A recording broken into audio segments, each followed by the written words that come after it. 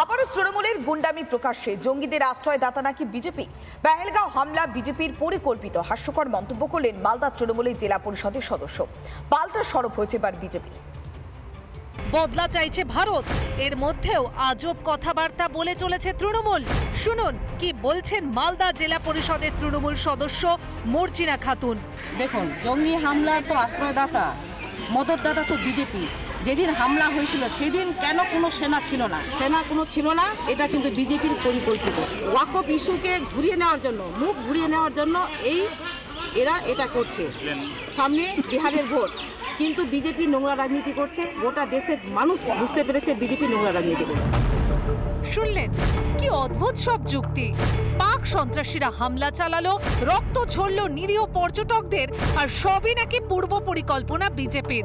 যা শুনে পদ্ম অবশ্য চুপ করে থাকেনি। তৃণমূলের একজন জনপ্রতিনিধি হয়ে কিভাবে এইভাবে দেশ বিরোধী মন্তব্য করে, এবং যেখানে পাকিস্তানের জঙ্গি সংগঠন তার দায় স্বীকার করেছে, পাকিস্তানের সেনাবাহিনী এর সঙ্গে যুক্ত, এটা স্পষ্ট বোঝা যাচ্ছে।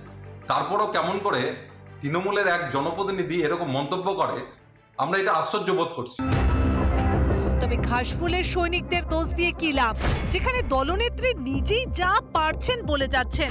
হিন্দুদের বেছে বেছে টার্গেট করা হলো, এরপরেও মাননীয়া বলছেন সন্ত্রাসবাদের নাকি কোনো ধর্ম হয় না। Terrorism is a identity, it's a born in criminal.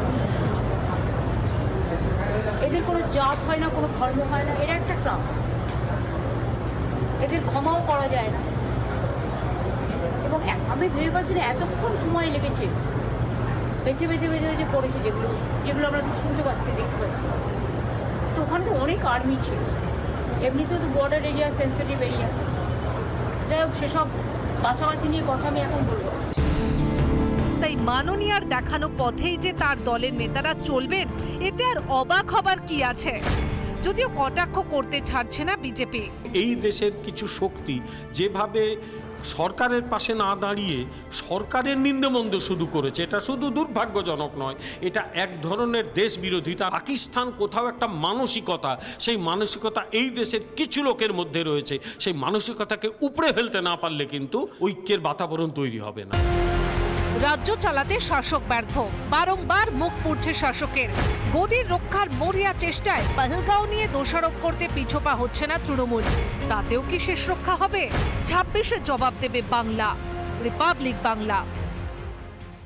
নানা ধরনের কন্টেন্ট দেখার জন্য লাইক করুন, শেয়ার করুন আমাদের ফেসবুক পেজ, সাবস্ক্রাইব করুন আমাদের ইউটিউব চ্যানেল।